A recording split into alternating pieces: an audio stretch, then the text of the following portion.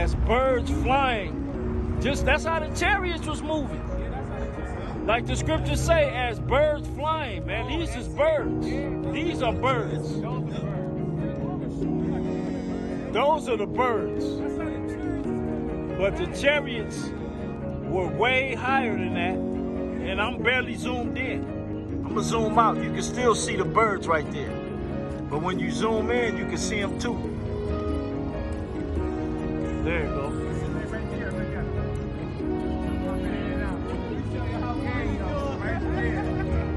And then the chariots is back. There are the chariots right there. There go the chariots. Chariots right above us, as you can see. And then where the birds at? The birds still over here? There go the birds flying off. Them is the birds. Those are the birds. They up out of there. You know what I'm saying? And then the chariots.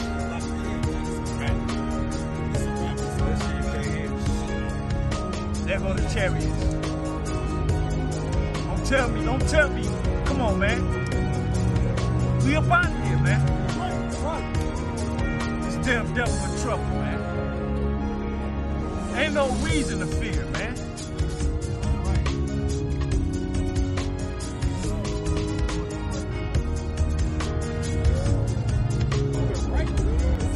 They call Lord Yahweh Bashim Yahushua.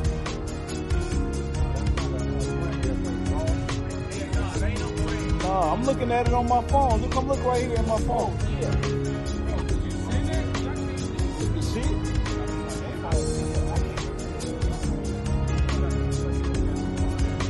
I'm zoomed all the way in.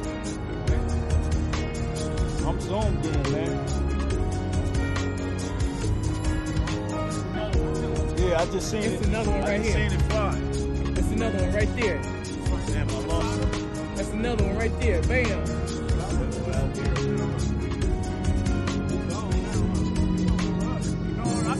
But it's another one faint right there in front of it.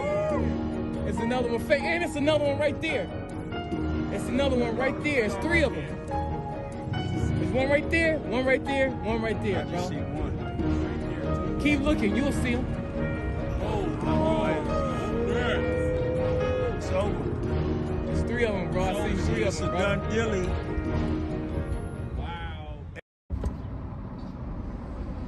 Shalom. I want to start off by giving all glory and honor to Yahweh, Bahashim, Yahushai, Bahashim Rakakwadash. Double honors to the apostles and elders of Great Millstone who rule well, and peace and salutations to the hopeful elect who are continuing to fight and teach this thing of ours in truth and sincerity. Under Brother Manatazak with GMS Ancient of Days in Los Angeles, currently teaching with the Akim in Sherman Oaks.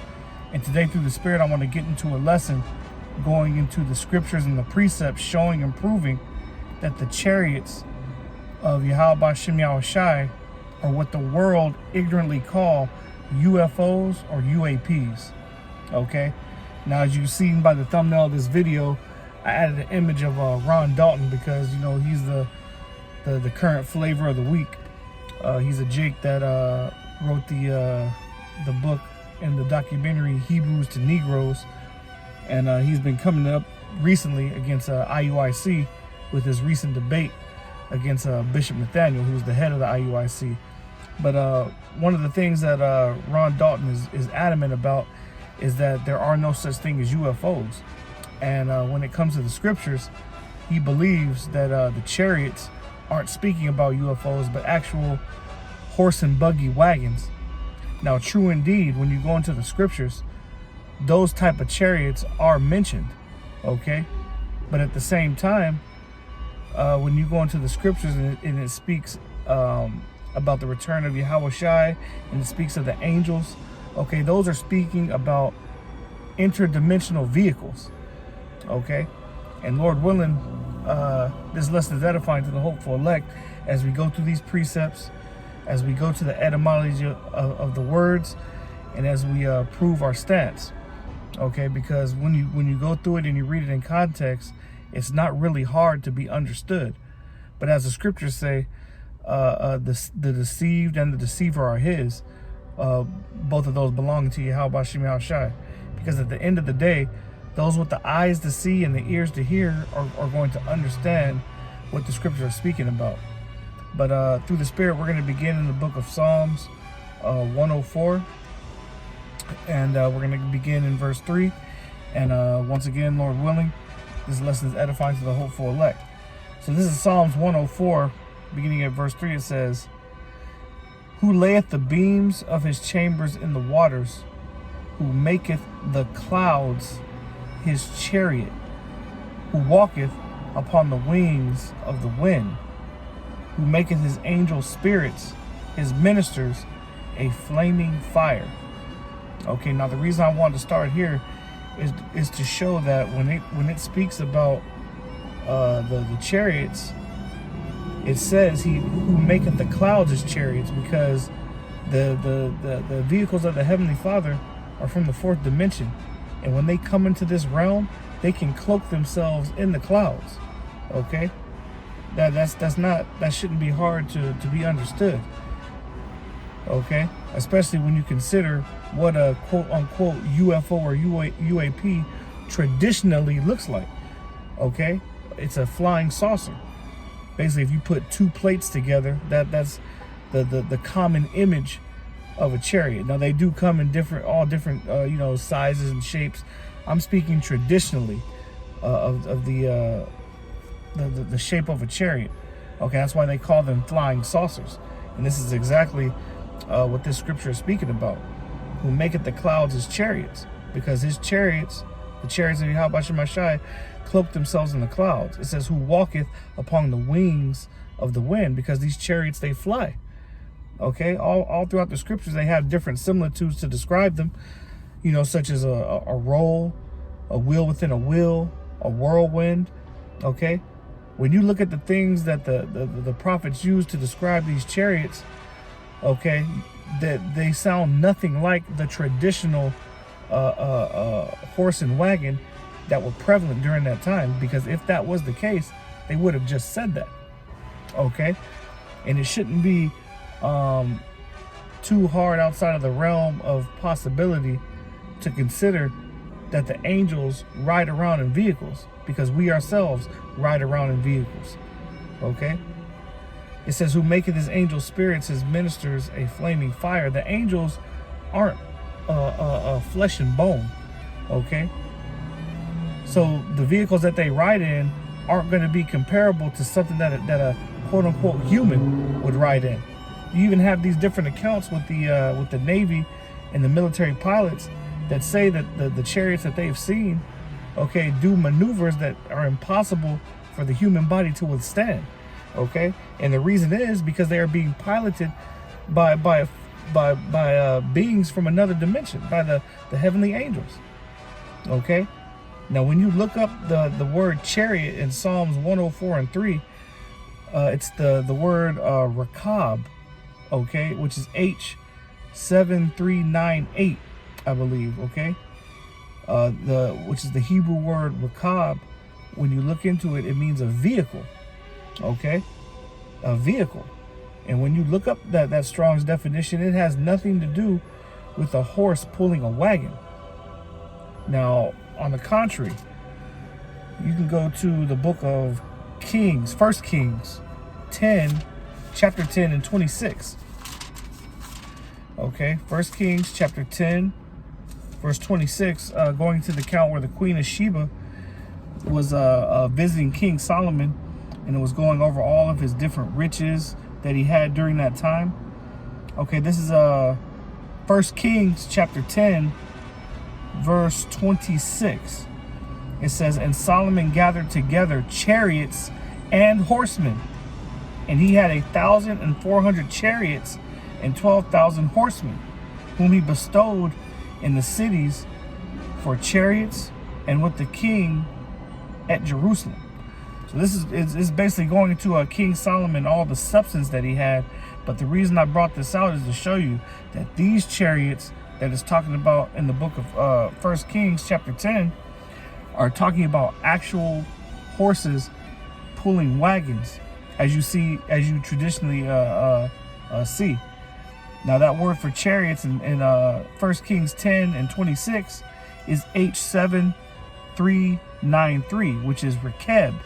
Very similar to what we read in Psalms 104 and 3. But when you go into this particular definition in 1 Kings 10 and 26, for Rekeb, it goes into to millstone. And what is a millstone? Okay, a millstone, it looks like a wheel.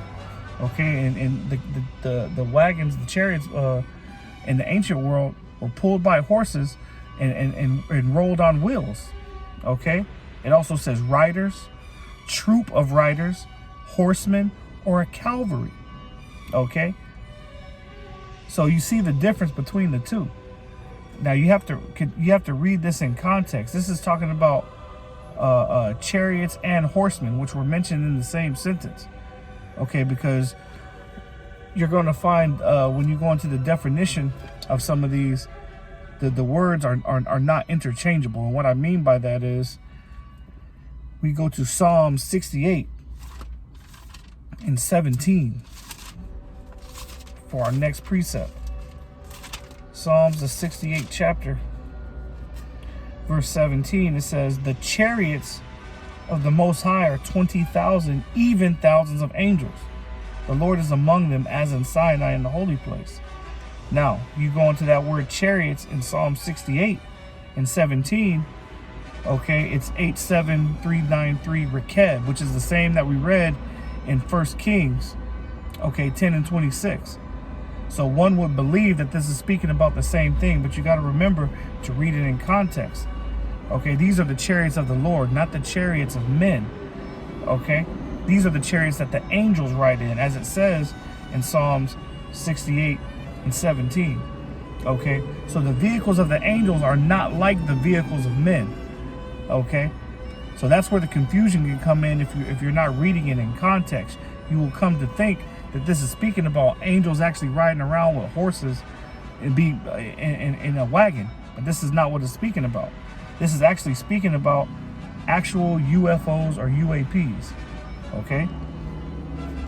So with that being said, let's get the book of Ezekiel chapter 1.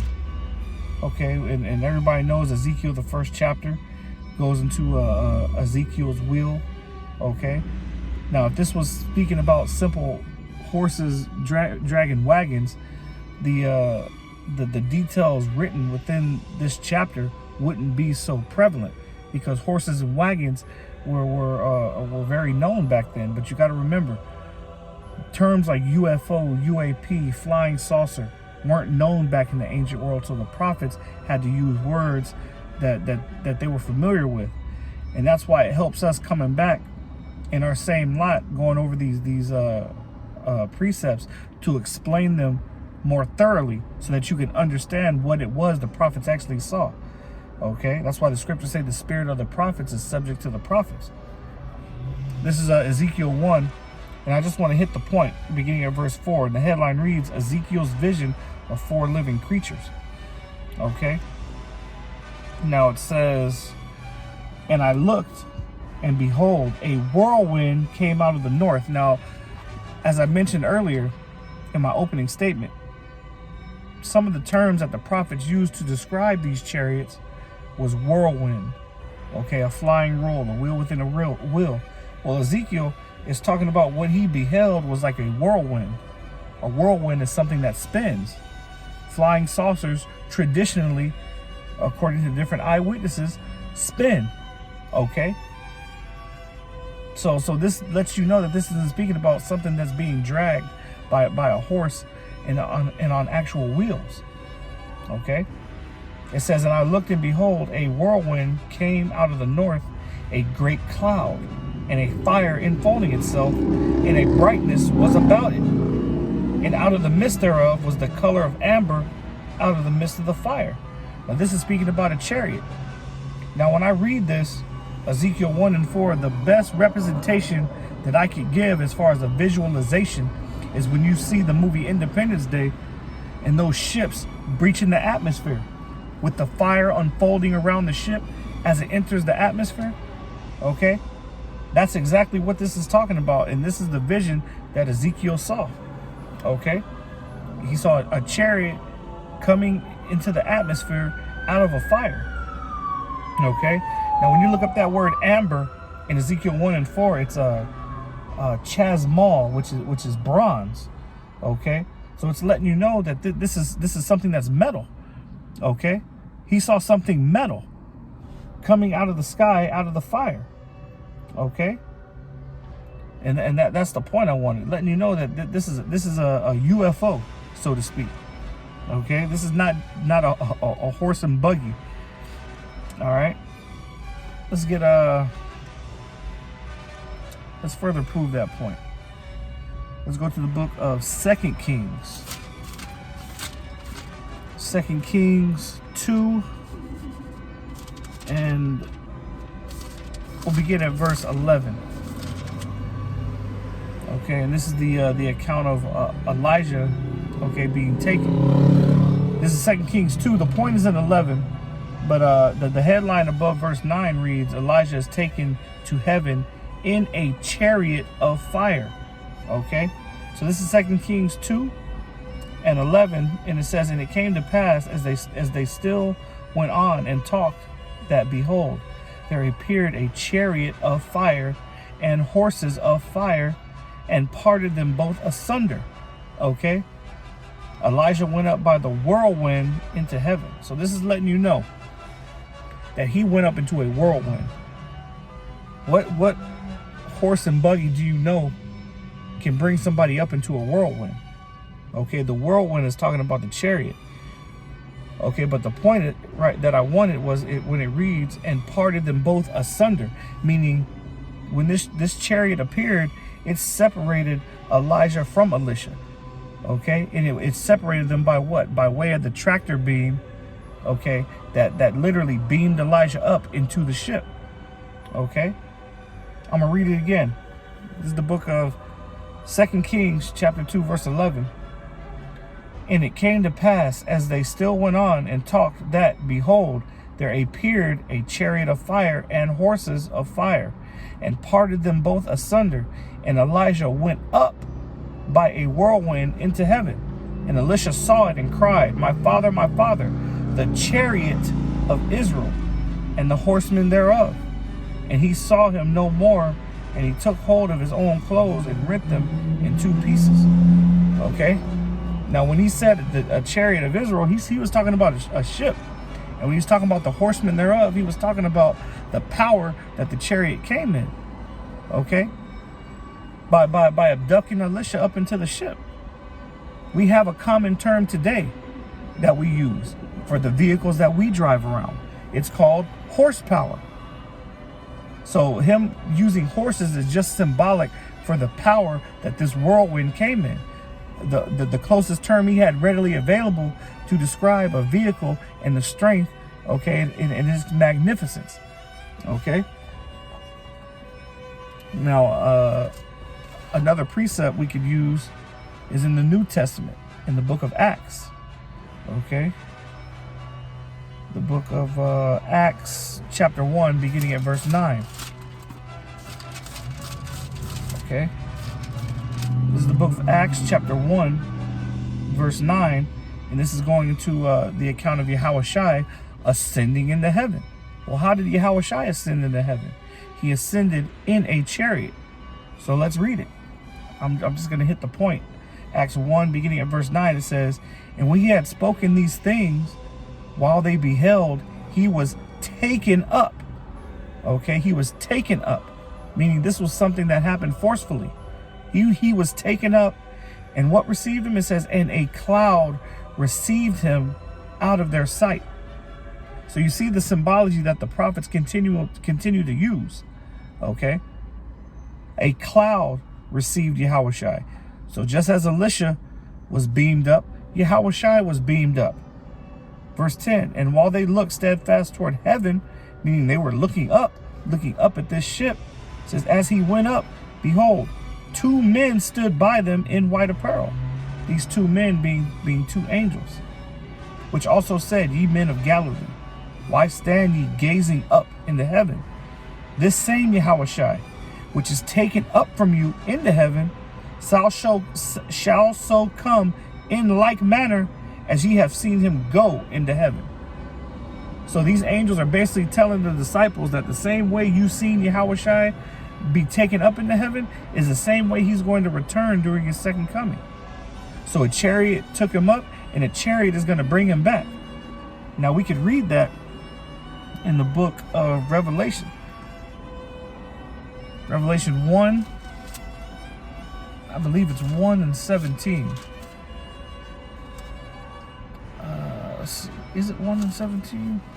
Let's see.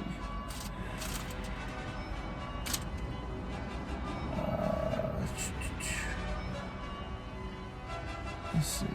Or is it 1? No. 1 and 7. Salaki. Going into the return of Yahushua. This is Revelation 1 and 7. It says, behold, he cometh with clouds. He's coming with clouds, okay? He's coming with chariots, with the vehicles of the heavens. And every eye shall see him, and they also which pierced him. And all kindreds of the earth shall wail because of him, even so, amen. So when Yahushua returns, he's coming with the clouds, just as a cloud received him out of the sight of the disciples. Okay? And this is the salvation that we're waiting for.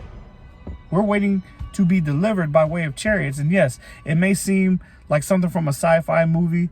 It may seem fantastical to those that don't believe. Okay? But this is exactly why in Wisdom of Solomon it talks about the strangeness of our salvation. Because it sounds strange to say that, yeah, we're going to be delivered from Babylon the Great by being abducted into UFOs. Okay? But this is exactly what the scriptures speak about. And we can prove that in the Apocrypha. Okay? I quoted it, so I might as well get it through the Spirit. Wisdom of Solomon, chapter 5. Okay? Once again, this is in the Apocrypha, which, yes, is canon. Okay? Wisdom of Solomon, chapter 5, beginning at verse 1. Okay? It says, then shall the righteous man stand in great boldness before the face of such as have afflicted him and made no account of his labors. When they see it, they shall be troubled with terrible fear and shall be amazed at the strangeness of his salvation, so far beyond all that they looked for. Okay? Why? Because they can't fathom that what we're speaking about is actually going to take place. It sounds like something from a movie. Okay? But this is the Most High's movie. And you have the prophets telling you exactly how it's going to go down. Okay? And you have our enemies, primarily our public enemy number one to our nation, Esau Edom, who is going to be amazed at the strangeness of our salvation, but he knows the chariots exist. They're starting to show themselves now at an all-time high, to the point now where they're starting to put out, AI videos and CGI just to mask the numerous numbers of sightings that are taking place around the globe to confuse the masses. But the prophets know that they exist. We've seen them. Especially us here at Great Millstone. That's why I added that video in the beginning of this lesson of the chariots visiting our camp out here in Los Angeles, which they do constantly. Every time we look up, the chariots are there. Okay? And it's a faith booster for us because we know that the angels are around us. And the scriptures say that the angels encampeth around them that fear the Lord, and we fear Yahweh Shem Yahushai, which is why we do this work in truth and sincerity. Which is why we do these video epistles, which is why we hit the highways and hedges, which is why we try to keep the laws, statutes, and commandments to the best of our ability. Okay? These are the things that are going to take place in our lifetime. Okay? Let's get Revelation 11 and 12. Just to show you that no matter where you go in the scriptures, Old Testament, the Apocrypha, the New Testament, even us today, continuing in the book of Acts, we're all speaking the same things as those that came before us. It's just now we have the full understanding of what the prophets wrote about. Okay, this is Revelations 11, verse 12. It says, and they heard a great voice from heaven saying unto them, come up hither. And they ascended up to heaven in a cloud, and their enemies beheld them. Okay, come up hither. So we're going to be beamed up, called up into a cloud, into a chariot, the fathership of Yahushua. You have that old Negro spiritual who'll be coming around the mountain when he comes. They changed it to she, but the original lyrics where he's coming with, he'll be coming, drive around the mountain when he comes. That's speaking about Yahweh Shai, that the slaves were singing in the fields. You got to remember, when we were singing these old Negro spirituals back during the time of slavery, speaking about the chariots coming forward to carry me home, right? This was before the airplanes were around. This was before the Wright brothers. So what were the slaves singing about? What were they seeing in those fields? They were singing about the chariots. They were seeing the chariots. UFOs, UAPs. That's always been a part of Hebrew Israelite history. And nothing has changed unto this day. And the Lord, Yahweh Shem Shai, is going to make it known, okay, that the prophets he sent to preach this word in these last days were prophesying truth, whether you believed it or not, okay? Our salvation is coming by way of the chariots. Let's get Isaiah 66, verse 15. It says, For behold, the Lord Yahweh Shem Shai will come with fire and with his chariots like a whirlwind, to render his anger with fury and his rebuke with flames of fire. For by fire and by his sword will the Lord Yahweh Shem Shai plead with all flesh, and the slain of the Lord Yahweh Shem Shai shall be many. So that's not just talking about heathens, that's talking about the wicked of the Israelites as well, especially those that mock and scoff this pure word. Okay? Let's get Zechariah 5 and 1, our next precept. Zechariah chapter 5, verse 1. Okay, and when you read Zechariah the 5th chapter, the headline reads, Visions of a flying scroll. Okay, not visions of a flying horse carrying a wagon. You see the difference? If that was the case, that's what the prophets would have wrote about. This is Zechariah 5 and 1. Then I turned and lifted up my eyes and looked, and behold, a flying roll, going into like a roll, like a bread roll. And what is a bread roll likened unto? That we could extrapolate as a similitude for today. The famous cigar-shaped chariot, or the tic-tac chariot. Okay?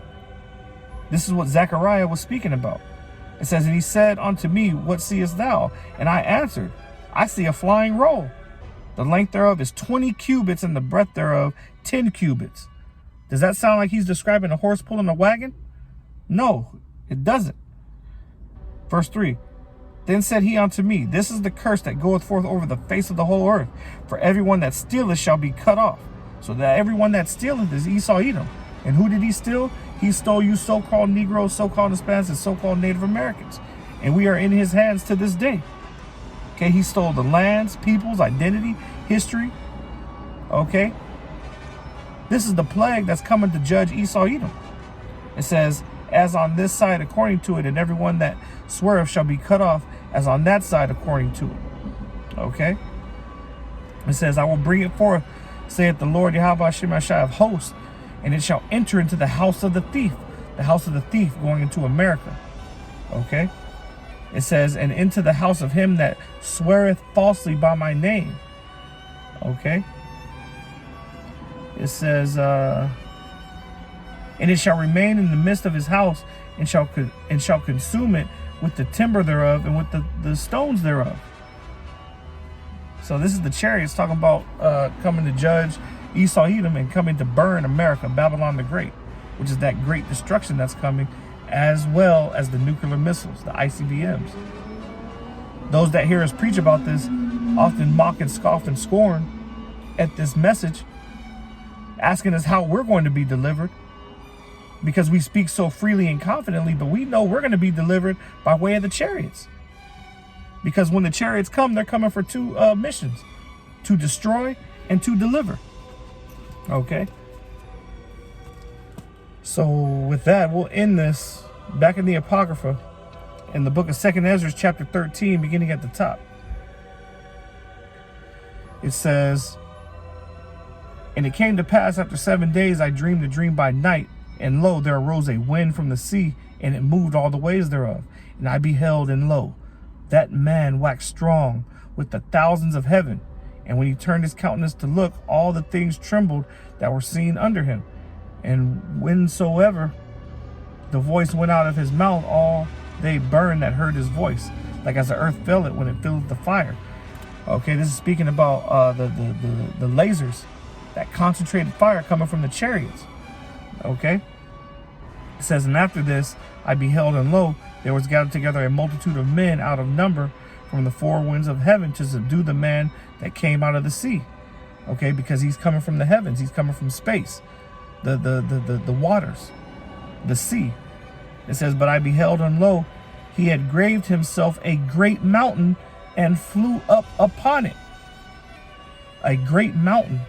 Okay, this sounds nothing like a horse pulling a wagon. This is likened onto something that is going to measure the face of the earth.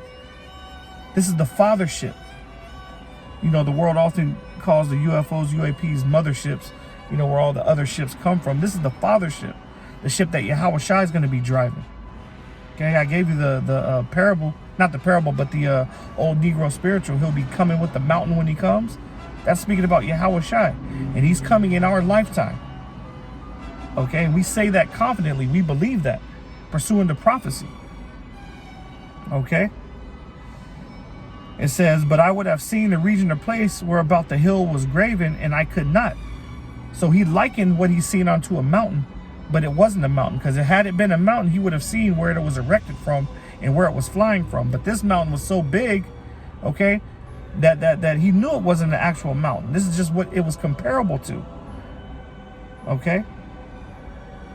It says, and after this I beheld, and lo, all they which were gathered together to subdue him were sore afraid, and yet durst fight. So when all these nations finally see Yahweh Shai breach this atmosphere, standing atop that fathership, they're going to come and try to fight him, just like they tried to do in Independence Day. Now, we saw how that movie ended, but that's not going to be the ending for Yahweh Shai and his host. Yahweh Shai is going to complete a flawless victory against all the armies that come against him. Okay? They're not going to be able to touch the angels and to touch Yahweh Shai, because he's coming with great power and great glory.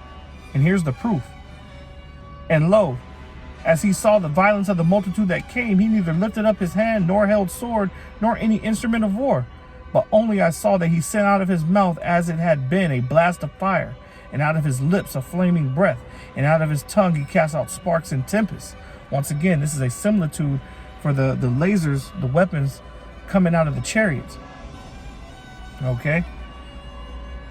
It says, and they were all mixed together, the blast of fire, the flaming breath, and the great tempest, and fell with violence upon the multitude which was prepared to fight, and burned them up every one, so that upon a sudden of an innumerable multitude nothing was to be perceived, but only dust and smell of smoke.